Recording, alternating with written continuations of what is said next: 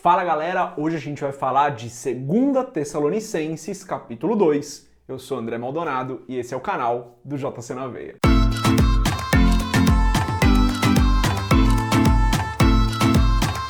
O capítulo 2 é um capítulo bem simples dessa carta de Paulo. A gente vai ver ele basicamente falando de duas coisas.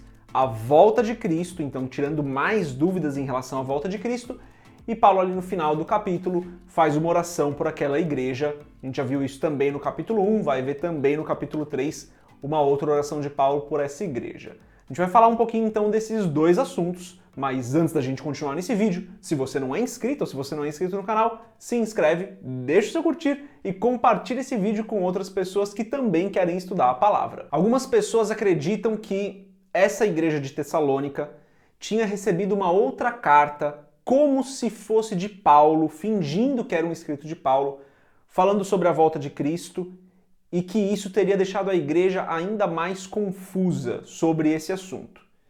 Paulo então vai falar bastante sobre a volta de Cristo. A gente vê ele falando sobre isso iniciando ali já no versículo 1. A gente vai ler o versículo 1 e versículo 2. Ora, irmãos, rogamo-vos pela vinda de nosso Senhor Jesus Cristo e pela nossa reunião com ele, que não vos movais facilmente do vosso entendimento, nem vos perturbeis, quer por espírito, quer por palavra, quer por epístola, como de nós, como se o dia de Cristo estivesse já perto.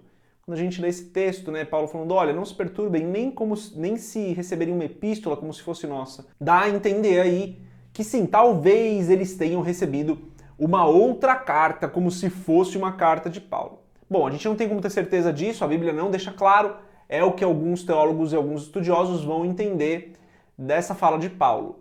O que importa é que a igreja ainda tinha dúvidas e dificuldades de entendimento em relação à volta de Cristo. A gente já falou disso nos outros capítulos, no capítulo 1, falamos disso no estudo de 1 Tessalonicenses também, então a igreja ainda tinha esse tipo de dúvida. Aí no versículo 3, Paulo é então mais direto sobre a volta de Cristo. Paulo diz o seguinte: ninguém, de maneira alguma, vos engane, porque não será assim sem que antes venha a apostasia e se manifeste o homem do pecado, o filho da perdição.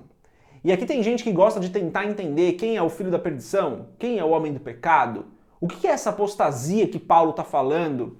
Será que isso já aconteceu? Será que isso está acontecendo agora? É algo que ainda vai acontecer? Quando eu penso em tudo isso, leio esse versículo e quero tentar entender essas coisas, eu me lembro muito de Mateus 24:36. Lá a gente vê Jesus falando, porém daquele dia e hora ninguém sabe, nem os anjos dos céus, nem o Filho, mas unicamente meu Pai.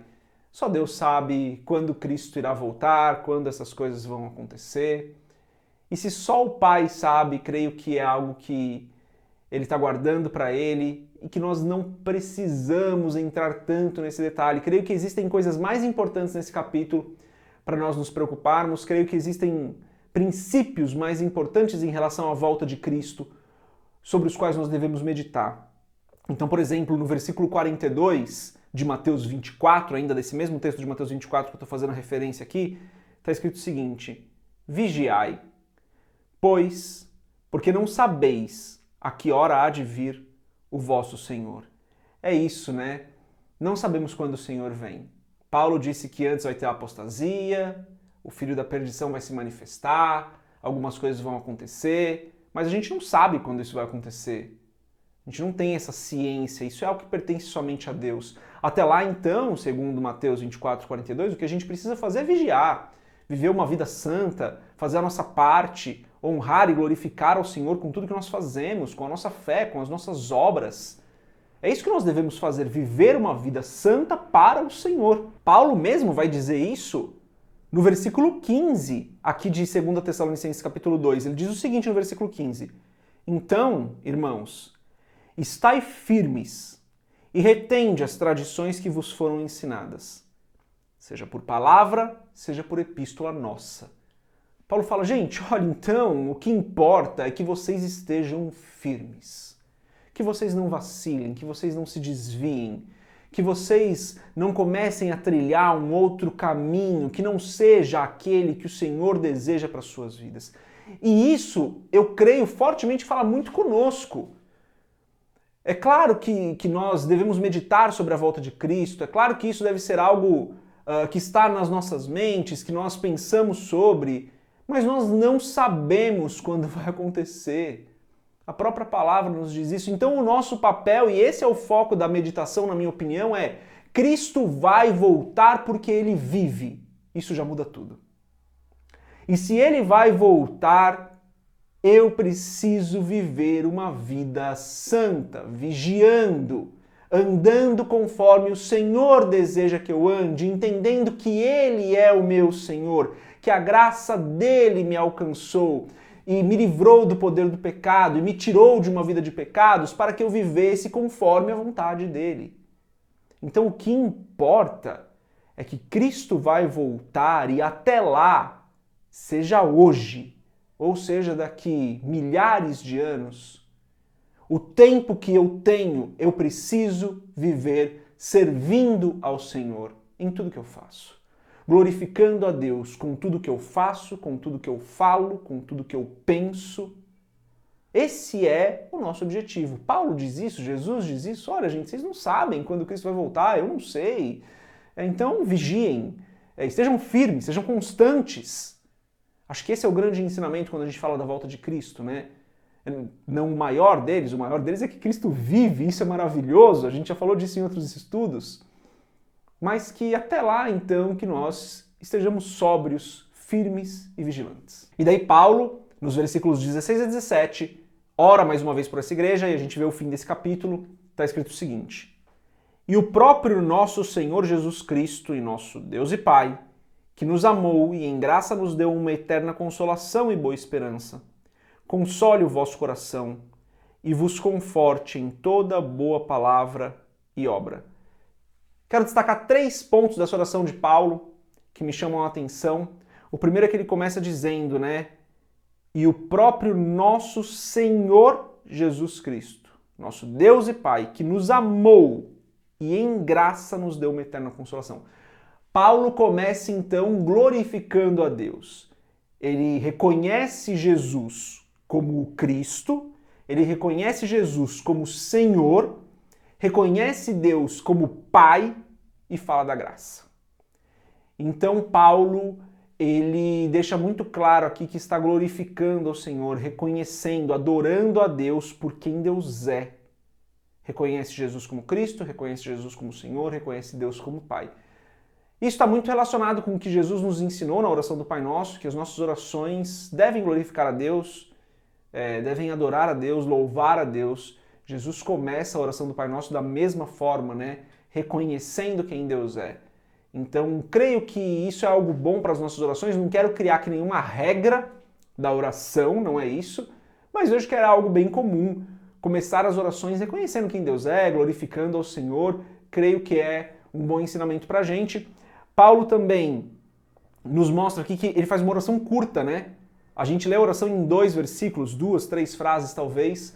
Uma oração curta, menciono aquela igreja, me mostra também que as nossas orações não precisam ser orações longas, repetitivas.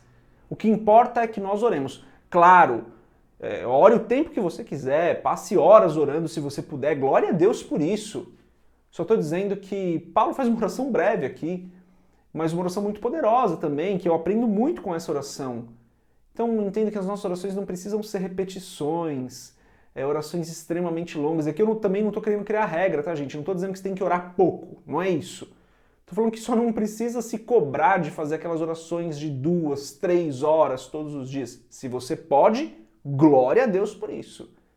Agora, se você não pode, ore. O que importa é que você ore, que você esteja em contato com Deus, em contato com o Espírito Santo. Sobrou 5 minutos do seu almoço, se possível, ora. Glorifica a Deus, tira um tempo para pedir para que Deus abençoe seu dia, te dê sabedoria. Paulo não faz uma oração muito grande, mas ele ora ao Senhor aqui. O terceiro ponto que eu aprendo é que a nossa consolação vem do Senhor. Paulo termina dizendo, né? Console o vosso coração e vos conforte em toda boa palavra e obra. Quando passamos por problemas, a gente falou disso no outro capítulo, né? Quando passamos por problemas, dificuldades, a nossa consolação, o nosso conforto vem do Senhor. Não vem de nós mesmos, não vem daquilo que nós aprendemos como técnicas, não. O Senhor é quem conforta os nossos corações nos momentos de maior dificuldade das nossas vidas. Posso falar disso com propriedade, creio que você também deva ter algum testemunho de momentos onde Deus te confortou no momento da dor. Então a gente tem sempre que se lembrar disso, né? Quem nos guarda, quem conforta os nossos corações é o próprio Senhor. Paulo tinha motivo para falar isso para essa igreja também, né? Tinha motivo para orar dessa forma por essa igreja. Como a gente falou no capítulo 1, uma igreja muito perseguida, passava por muitos problemas, uma igreja realmente que lutava ali para poder sobreviver. Então essa oração de Paulo me ensina essas 3 coisas, creio que é uma oração poderosa para nós estudarmos. Você já sabe, né? Lá no blog, deixei então o estudo desse capítulo 2 para você poder se aprofundar um pouco mais. Lá também tem os desafios desse capítulo. Se você está fazendo esse estudo, faça os desafios do capítulo, vai te ajudar a entender um pouco melhor, a se aprofundar um pouco mais nesse conhecimento. E o link para esse post está aqui na descrição do vídeo, como eu sempre faço. Tenho terminado esses nossos vídeos de estudos com uma oração. Então, se for possível para você, feche seus olhos, curve a sua cabeça. Se não for possível, sem problema nenhum, ore comigo. Pai, Tu és grande, o Senhor é santo, o Senhor é o nosso Rei, é o nosso Salvador, aquele que estendeu a maravilhosa graça para nos alcançar, nos tirar de uma vida de pecado e nos livrar do poder do pecado, Pai. Glorifico o Teu nome por isso. Tu és santo, Senhor. O Senhor é justo, fiel, o Senhor é verdadeiro. Não existe nenhum Deus que esteja acima do Senhor, nenhum outro que seja como o Senhor. As nossas vidas são Tuas, a minha vida é Tua. Eu peço, Senhor, em nome de Jesus, perdoa os nossos pecados, perdoa os meus erros, as minhas falhas, perdoa os nossos pecados das pessoas que estão assistindo esse vídeo.